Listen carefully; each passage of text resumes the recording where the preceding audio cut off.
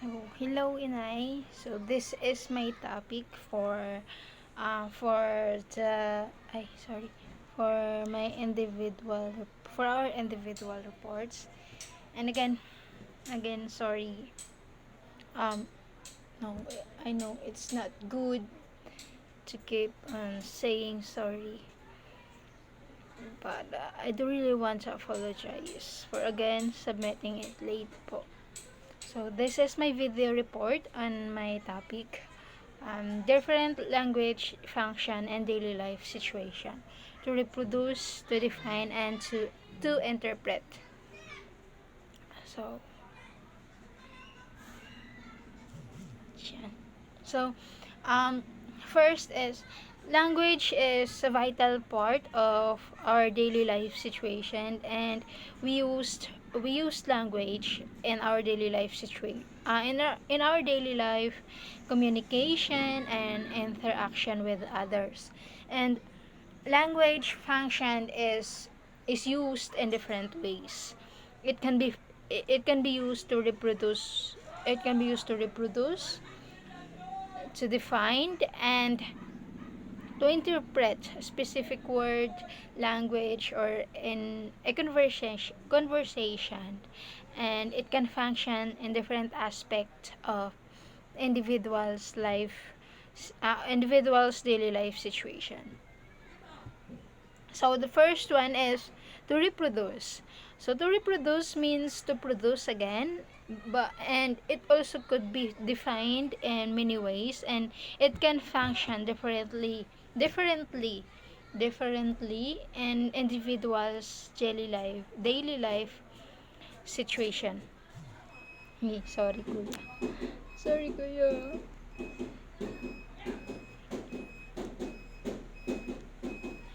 Sorry for that. So so language reproduces through language acquisition, daily conversation, and synonym words. So there are there are some questions that we are we have to consider. Questions that we have to consider first is, how does language reproduce, how does language define, or how does language interpret, when does language reproduce, interpret, or defined, where does language reproduce, interpret, or defined. So to whom or for whom does language reproduce? So language um, first, so how does language reproduce? So there are so many ways how can we reproduce language, or for example in language acquisition, or in our daily conversation, and many other scenario or ways. And when does language reproduce? When there is anytime language could reproduce, as long as there is a conversation, there is an acquisition, because anytime, because language is part of our daily life situation, and it um, anytime language can be reproduced, whoever you are, wherever you are. And to whom or for whom does language interpret, reproduce, and define? For every individual, for f- so anyone who are you talking with or talking to, or whenever there is a conversation for that someone, or for anyone who is in that conversation, it's for him, for her, or for them. So for anyone, for anywhere, language, um, um, as I have said, as what is my topic is different language function in daily life situations. So language is part of our daily life situation, and anytime, anywhere, and any moment, language is being reproduced, defined, and interpreted. Um, there is no specific time or person, anyone could happen language because it is part of our daily life situation. So anyway, let's proceed. To reproduce. So and to reproduce means to produce again, and it also could be defined in many ways, and it can function differently in individuals daily life situation.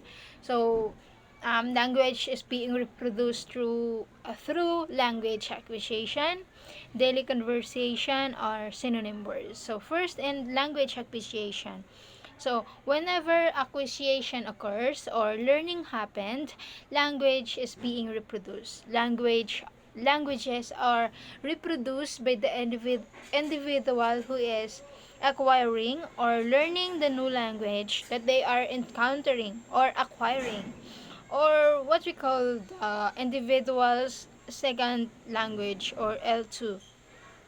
When there is an acquisition or conversation, language is reproduced. And for example of language acquisition scenario, first person, person number one, said, "Ampingi siya og ayaw pasakiti." Ampingi siya og ayaw pasakiti. Then the person number two said, "What does it mean when you said, ampingi siya og ayaw pasakiti?" Then the person number one replied, "Ampingi siya og ayaw pasakiti" means take good care of her and don't hurt her. So, the person number two and number one reproduce what the person number one said, the words "ampingi siya og ayaw pasakiti." So, that is how language or words being reproduced, by saying, if by reproducing it again. And another example for next is in daily conversation. For example, um, Peter said, Alice, I will love you and take good care of you, and I will always choose you." So then and the next day, Anna and Alice meet. Um, hi, hi, Alice. Anna said. Then Alice replied, "Hello, how are you?" So this sorry. Alice said, "Hello, Anna. I'm doing great. How about you?" Then Anna replied, "I'm good. By the way, how's your boyfriend, Peter?" So Peter is the boyfriend of Alice. So Anna is um, asking how is Peter. So Alice replied, "Oh, he's doing good, and you know what? He's always sweet to me. And he told me yesterday that he loves me, and he will always take good care of me, and he will always choose me." So so by that, Alice reproduces the words that Peter told her yesterday to the girl named Anna. So by that, words are or language is being reproduced. And the last one is the synonym words. Synonym. Um, Language has a different function in our daily life situation, and it could be functioned as an instrument, or as a way for you to understand, or for them to understand what they are or what you are trying to tell them, or uh, or what they are trying to say. And they tend to reproduce the synonym words, or for us to understand or easily understand what exactly they are trying to convey, or they are trying to say. For example, the word ambiguous. So let's use the word ambiguous in the sentence. So the story that she told ends up more ambiguous. So the story that she told ends up more ambiguous. So others may be confused or may ask what ambiguous means. So for them to easily understand what it means, we are going, or I will try to give the synonym words for that word. Example, the word ambiguous, the synonym word is dark, obscure, and and vague. So, which means they are all not clear, dark, obscure, and vague. They are all not clearly understood. They are not all clearly understood. And ambiguous means unclear or confusing. So, the story that she told ends vaguely. It could be so. Instead of using the word ambiguous, we use to reproduce the synonym words of that word, or of the word, the synonym word of the word ambiguous. So um, instead of using ambiguous, we tend to use dark, obscure, or vague. So those are the synonym words of the ambiguous words word. And another example is the word exaggerated. So exaggerated. For example, she exaggerated the news that I told her. So we might think about, or they might think about what an exaggerated word means. What does exaggerated means? So for them to easily understand what are you trying to say, or what does exaggerated means, we are going to use the synonym words of the words exaggerated for them to for the statement to be easily understood. So instead of using exaggerated, we use the synonym words. She overemphasized or overstated the news that I told her. And so it makes more easily to understand. The words overstated and overemphasized are the synonym words of the word exaggerated, and it is more easy to understand. It become more easy to understand than the word exaggerated. So so that is how we reproduce words. By we're trying to we reproduce words through language acquisition. It occurs when there is language acquisition, and it occurs and our daily conversation, and and we reproduce words through as the synonym words of of that specific word. So next is to define. So to define means to give meaning and understand something, or what is meant by a word, text, concept, or action. So language has a different function in our daily life situation, and it could be defined a word, a concept, or an action. So we have here three different types of definition. The first is formal definition, the second is informal definition, and the third one is extended definition. So the formal definition, it is done in accordance with rules of I, convention, or etiquette. So formal definition has something to do about rules and etiquette. For example, for example, in studying parts of speech, in parts of speech there are specific rules that we have to follow. For example, the subject and the verb of the sentence.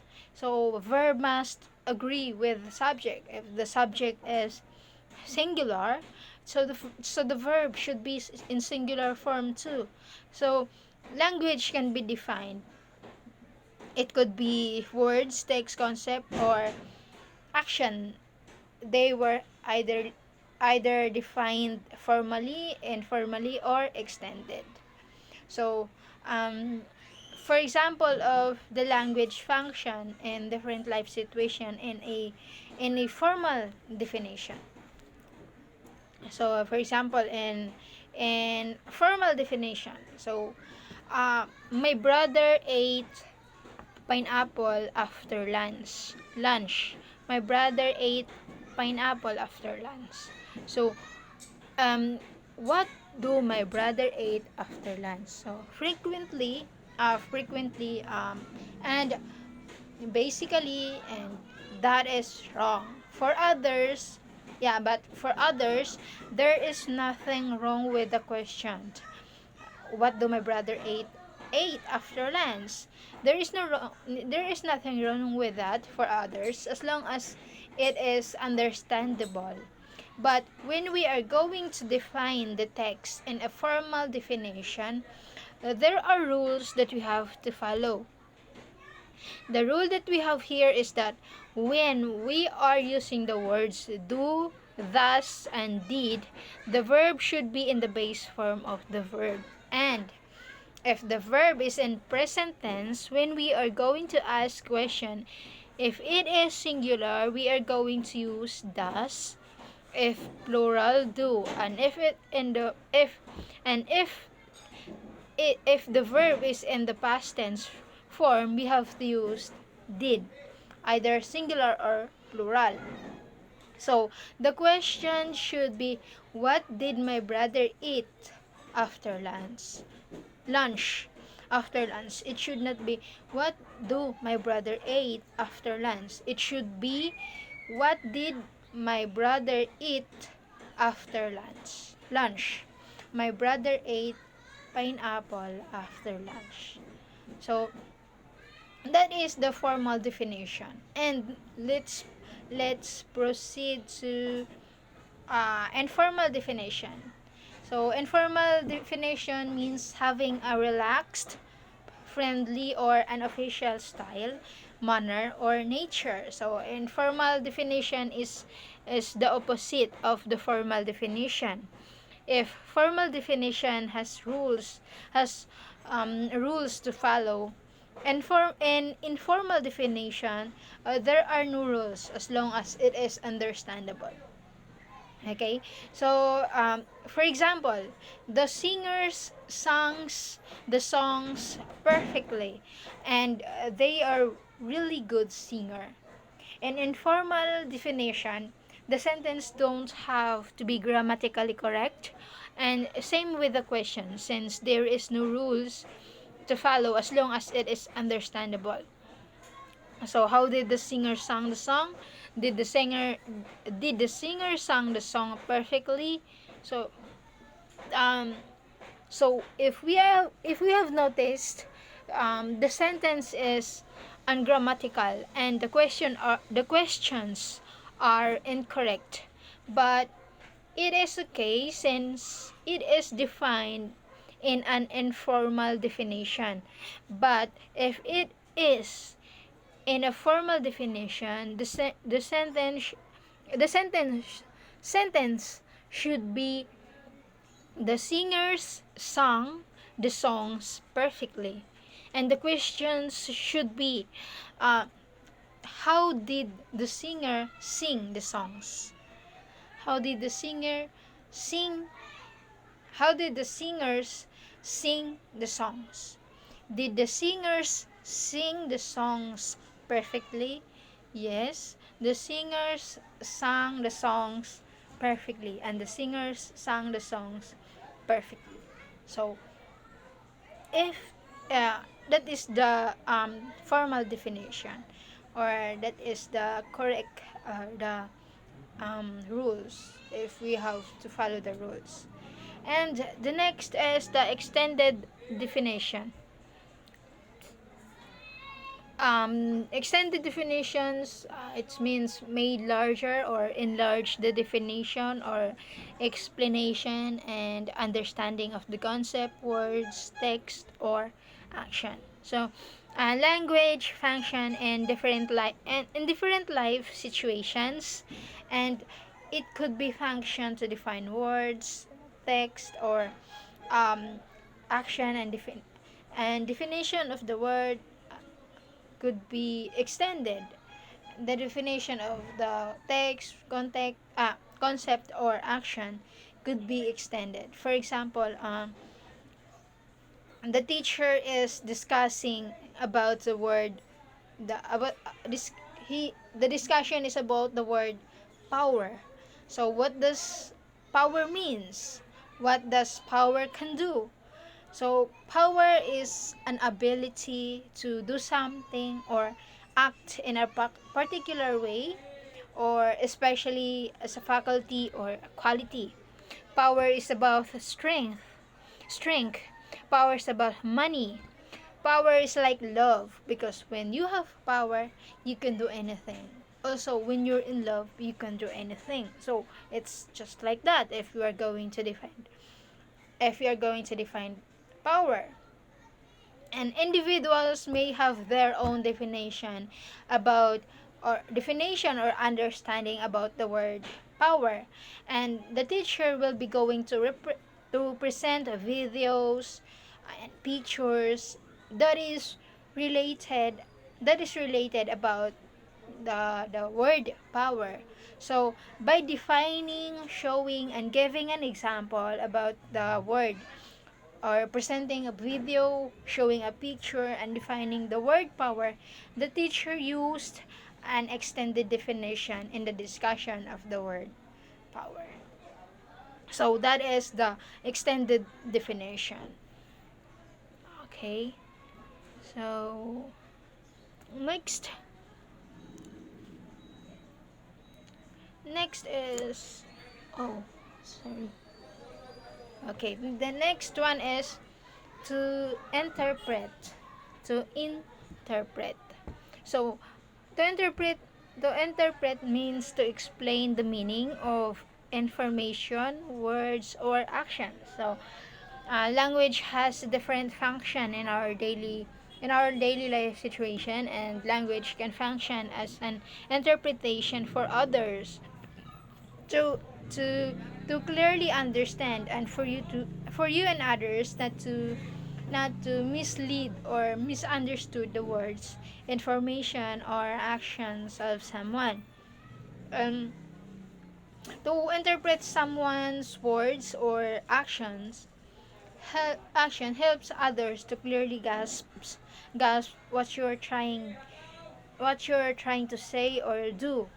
And there are many ways to interpret language or words. And some interpretation is is actions are in the literal meaning of the word, the figurative meaning of the word, or the root word of the words. So, first is literal meaning, figurative meaning, root word, and opposite word of the words. So the first example, the praise, the praise, you uh, know your ropes. So literally, you are going to know the different. If you are going to define or interpret the words, the praise, know your ropes. Literally, you are going to know the different kinds or types of ropes that there are, or how many are there. So it could be short, long, or if there is specific different names of ropes, you are going to know them. But figuratively, it could be means to know what you are capable of doing something, or it could be knowing when and where to stop, like that rope like has an end. So it's about knowing what is your capability of doing something. So it could be knowing it could be like that. And another example, the sentence, for example, the sentence, um, she's drowning in the sea of griefs. So, if we are going to define it literally, it could be she's drowning in the sea, wherein in that sea there's a lot of people who died there because of their griefs or whatever reason. But literally he is drowning in the sea. Um, but um, figuratively, eh, if it is a metaphorical, which means impossible, impossible to happen. When we say metaphorical, it's a um, metaphor. So impossible to happen. But the sentence could be interpreted as a scenario in which she is in a situation wherein where she's in a situation which in she can't move on because of the pain, failure and failure and sorrow that she felt, and that the failure that she encountered. So could be the interpretation.